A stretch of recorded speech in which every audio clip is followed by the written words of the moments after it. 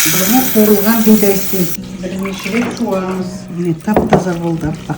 Енді осының үстіне ыстық су құямыз. Содыменен бұны бұқтыру керек. Енді бұны жауып, жарты сағатқа қалдырамыз. Жарты сағаттасын қайтадан алып, қайта жуамыз. Міне мынау жаңа суға салып қойғанымыз ісінді.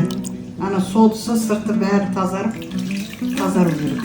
Орамалға кептіреміз. Перловка міне 2 күн тұрып кепті. Енді қазір бұны қуырамын. Көп салмайды, азаздан салады. Көпіріп кетеді.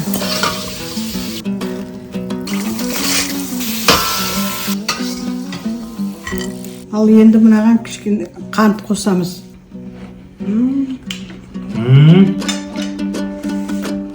Попкорн сияқты. Тамаша. Түсі бар адамға тіпті тамаша, балаларға күшті. Экологически таза. Попкорнның жүзі жақсы.